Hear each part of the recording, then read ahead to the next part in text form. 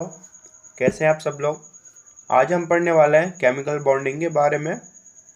ये एक एनडीए के लिए और बाकी डिफेंस क्लास 12th के लिए एक बहुत ही इम्पोर्टेंट चैप्टर है। इसमें हम केमिकल बॉन्डिंग से रिलेटेड जितनी भी टर्म्स हैं सबको एक एक करके डिस्कस करेंगे। तो सबसे पहले आता है हमारे पास केमिकल बॉन्ड।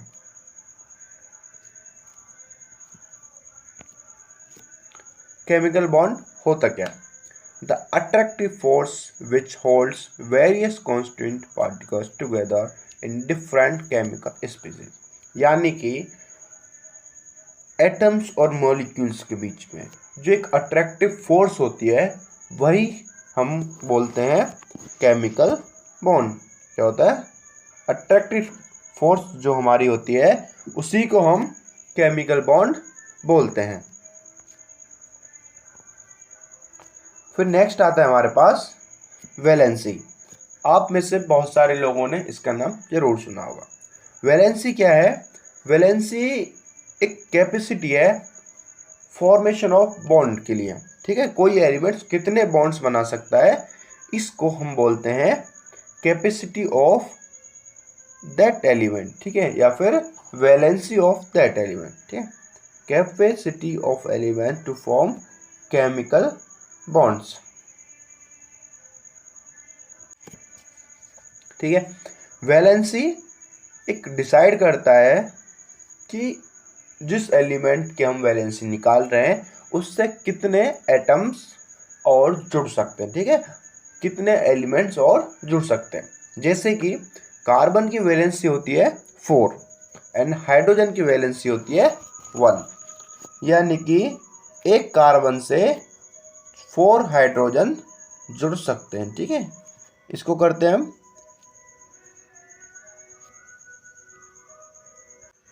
ठीक है, हम फॉर्मूला बनाने के लिए क्रॉस मल्टीप्लाई करते हैं। ठीक है, तो C1H4, इससे हमें क्या पता चलता है? इससे हमें पता चलता है कि भाई एक कार्बन के लिए हमें 4 हाइड्रोजन की वैलेंसी की, यानी 4 हाइड्रोजन की ज़रूरत पड़ेगी।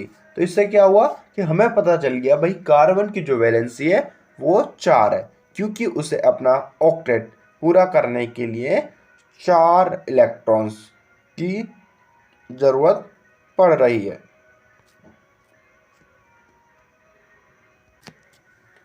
देन आता है हम मेटल्स की वैलेंसी कैसे निकालेंगे। वैलेंसी ऑफ मेटल कैसे निकालते हैं? Number of valence electron in its atom. ठीक है, जो उसकी आउटर मोस्ट लेयर है या फिर सेल है, ठीक है, उसके अंदर जितने आपके एलिमेंट या फिर एटम्स होंगे, इलेक्ट्रॉन्स होंगे, वही उस मेटल की वैलेंसी होगी। एक एग्जांपल देखते हैं ऑक्सीजन का। ठीक है, ऑक्सीजन का एटॉमिक नंबर होता है 8। ठीक है, पहली सेल में 2 आ गए, दूसरी सेल में आ गए 6, तो इसकी वैलेंसी क्या हुआ? ठीक है, अब यहीं बच्चे गड़बड़ कर देते हैं। ऑक्सीजन एक नॉन मेटल है। ठीक है, नॉन मेटल के लिए हम क्या करते हैं? 8 माइनस 6। ठीक है, 8 माइनस, यानी कि उसके कितने वैलेंस इलेक्ट्रॉन्स हैं, जो कि हो जाएगा हमारे पास 2 के बराबर। ठीक है, अगर हमें कोई मेटल लेना है, ठीक है, कोई मेटल जिसका हमें निकालना है, तो हमें ध्यान रखना है जो उसकी लास्ट सेल होगी। ठीक है, जो उसकी लास्ट सेल में जितने भी इलेक्ट्रॉन्स होंगे वही उसकी वैलेंसी हो जाएगी। आई होप आपको वैलेंसी का फंडा क्लियर हो गया होगा। वैलेंसी क्या है? वैलेंसी है एक पावर है। ठीक है, वो कितने एलिमेंट्स या कितने इलेक्ट्रॉन्स को अपने साथ जोड़ सकता है। ठीक है, मेटल की वैलेंसी निकालनी हो तो आपको क्या करना है? उसकी जो लास्ट सेल होगी उसमें जितने इलेक्ट्रॉन्स होंगे वो उस एलिमेंट की वैलेंसी होगी। अगर आपको कोई नॉन मेटल दिया गया है, उसकी अगर वैलेंसी निकालनी हो तो क्या करेंगे, 8 minus number of valence electron. Number of valence electron कौन से होंगे, जो उसकी लास्ट सेल में जितने एलिमेंट इलेक्ट्रॉन्स होंगे वही उसके वैलेंस इलेक्ट्रॉन्स कहलाते हैं। फिर नेक्स्ट आता है हमारे पास इलेक्ट्रॉनिक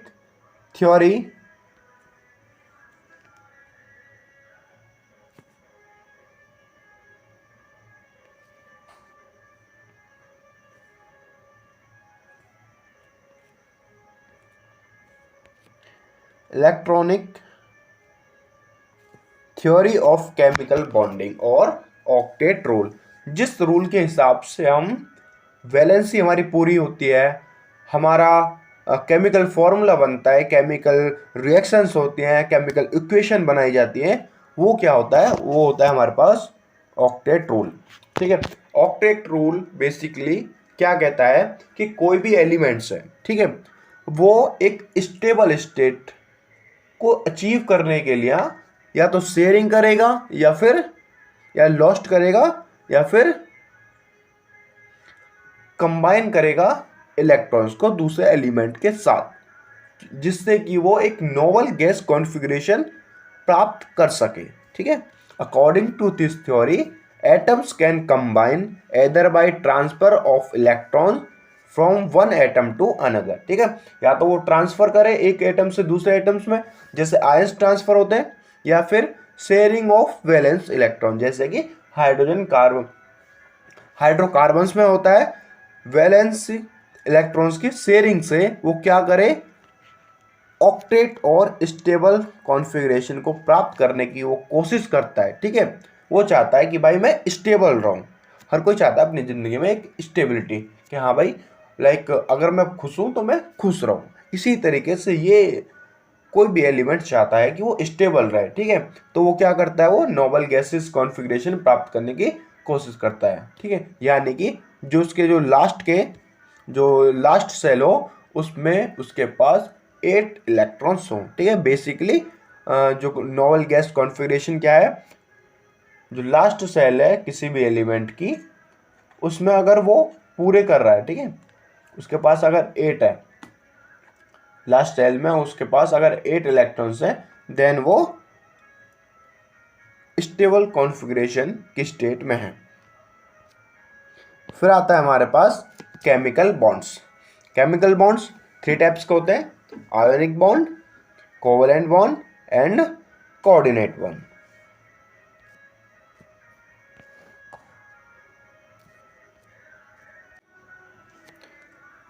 कौन कौन से होते हैं, ionic bond, covalent bond and coordinate bond. ठीक है, कोऑर्डिनेट बॉन्ड में हमारे पास हाइड्रोजन बॉन्ड भी आता है। बेसिकली आपको एक आइडिया दे दूं, आयोनिक बॉन्ड्स में क्या होता है, ये बॉन्डिंग आयंस की वजह से होती है। कोवलेंट बॉन्ड में क्या होता है, शेयरिंग हो जाती है। ठीक है, बेसिकली आपकी पूरी शेयरिंग ऑफ इलेक्ट्रॉन्स देखने को मिलती है, जैसे कि हाइड्रोकार्बन क्या होते हैं, वो उनमें होती है कोवलेंट बॉन्डिंग।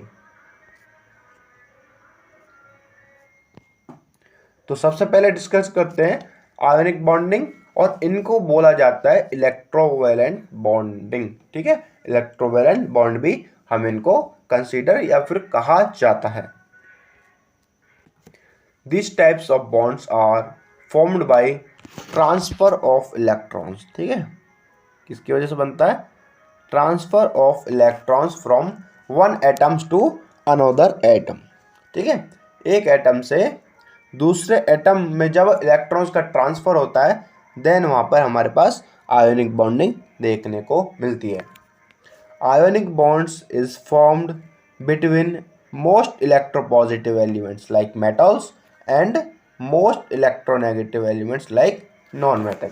जो हमारे आयोनिक बॉन्ड है वो मेटल्स, या तो मेटल्स के बीच में बनेंगे या फिर नॉन मेटल्स के बीच में बनेगी। यहाँ पे एक चीज़ आपको ध्यान देने वाली ये है कि जो मेटल है वो हमारे पास इलेक्ट्रोपॉजिटिव एलिमेंट्स होते हैं। ठीक है, क्या होते हैं, इलेक्ट्रोपॉजिटिव एलिमेंट्स। ठीक है, और जो हमारे पास नॉन मेटल्स होते हैं उनको हम बोलते हैं इलेक्ट्रोनेगेटिव एलिमेंट्स।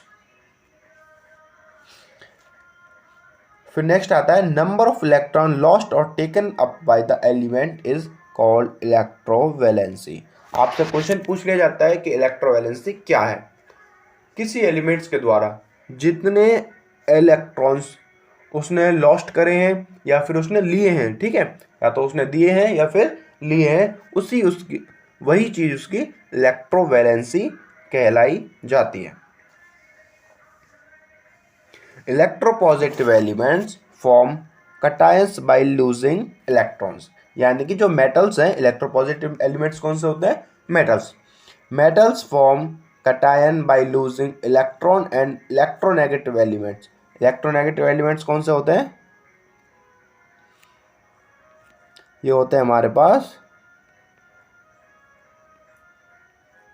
नॉन मेटल, ठीक है।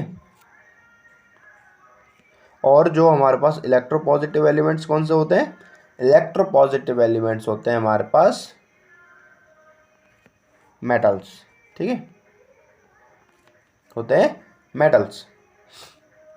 If the difference in electronegativity of the item is around 1.9 and more than bond is generally ionic.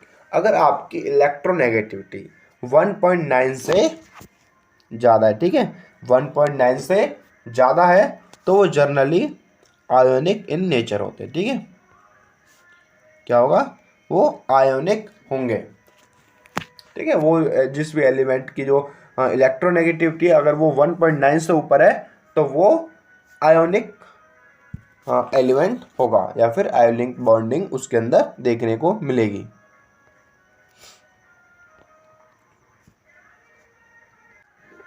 अब आता है हमारे पास कैरेक्टरिस्टिक्स ऑफ आयोनिक कंपाउंड्स, ठीक है। आयोनिक कंपाउंड्स की कैरेक्टरिस्टिक्स क्या होती हैं?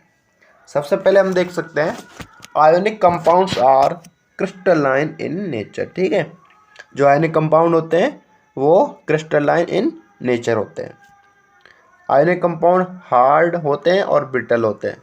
किसकी वजह से? क्योंकि इनके बीच में स्ट्रॉन्ग अट्रैक्शन फोर्स होती है, ठीक है। इनके पास high melting and boiling points होता है। ये good conductor of heat and electricity होते हैं। जब ये मोल्टन स्टेट में होते हैं देन ये good conductor of heat and electricity होते हैं। ये पोलर सॉल्वेंट्स में सॉल्युबल होते हैं लाइक वाटर में, बट नॉट सॉल्युबल, ठीक है।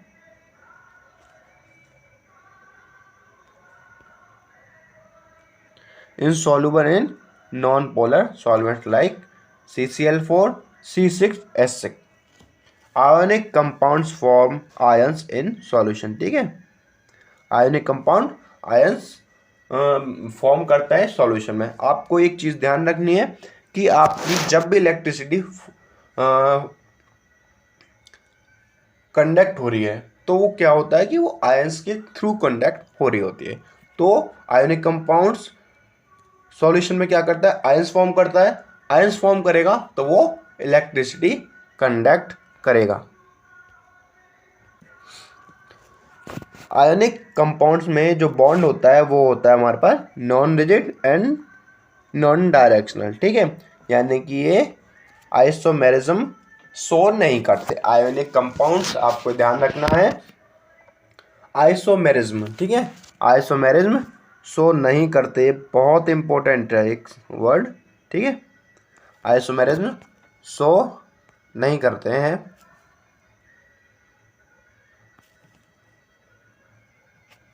फिर आता है हमारे पास नेक्स्ट कोवेलेंट बॉन्ड्स। ये क्या होता है? ये होता है म्यूचुअल शेयरिंग ऑफ इलेक्ट्रॉन्स, ठीक है। म्यूचुअल शेयरिंग ऑफ इलेक्ट्रॉन्स की वजह से हमारे पास जो एटम या फिर बॉन्ड बनता है वो कहलाए जाते हैं कोवेलेंट बॉन्ड, ठीक है। क्या बोलते हैं उन्हें? Covalent bond. These types of bonds are formed by mutual sharing of equal number of electron। इसको एक तरीके से बोल सकते हैं शेयरिंग ऑफ इलेक्ट्रॉन की वजह से जो भी बॉन्ड बन रहा है उनको हम बोलते हैं कोवेलेंट बॉन्ड, ठीक है। शेयरिंग ऑफ इलेक्ट्रॉन की वजह से जो भी आपके पास बॉन्डिंग हो रही है उसको हम बेसिकली बोलते हैं कोवेलेंट बॉन्ड या फिर कोवेलेंट बॉन्डिंग। कोवेलेंट बॉन्डिंग में या फिर कोवेलेंट बॉन्ड होते हैं 3 टाइप्स के, ठीक है, single, double and triple bond. अगर वो एक इलेक्ट्रॉन शेयर कर रहा है, ठीक है, एक पेयर ऑफ इलेक्ट्रॉन शेयर कर रहा है, तो देन उसके बीच में होगा हमारे पास सिंगल बॉन्ड। अगर वो 2 पेयर ऑफ इलेक्ट्रॉन शेयर कर रहा है तो होगा डबल बॉन्ड, और 3 पेयर ऑफ इलेक्ट्रॉन वो शेयर कर रहा है तो होगा ट्रिपल बॉन्ड, ठीक है। सिंगल बॉन्ड को हम ओनली एक इससे रिप्रेजेंट करते हैं, डबल बॉन्ड को इससे, और ट्रिपल बॉन्ड के लिए हम 3 ऐसे इनका यूज़ करते हैं। कोवेलेंट बॉन्ड 2 टाइप्स के होते हैं। Number 1 non polar covalent bonds, ठीक है। पहला होता है हमारे पास non polar covalent bond. These types of covalent bonds are formed between 2 identical atoms, ठीक है। अगर एक जैसे एटम्स होंगे तो देन हमारे पास क्या बनेगा, नॉन पोलर कोवेलेंट बॉन्ड बनेगा, लाइक Cl2 O2 हो जाए, ठीक है, H2। इस ऐसे कंपाउंड्स या ऐसे एलिमेंट्स के बीच में हमें basically non polar covalent bonds देखने को मिलते हैं। फिर आता है सेकंड टाइप हमारे पास पोलर कोवेलेंट बॉन्ड। एक्चुअली इनमें क्या होता है कि जो बॉन्ड बन रहा है वो, ठीक है, वो क्या बना है, डिफरेंट एलिमेंट्स, ठीक है, डिफरेंट टाइप ऑफ एलिमेंट्स के बीच में बन रहा है जिनकी डिफरेंट इलेक्ट्रोनेगेटिविटी होगी। नॉन पोलर कोवेलेंट बॉन्ड में क्या होगा, आपके पास जो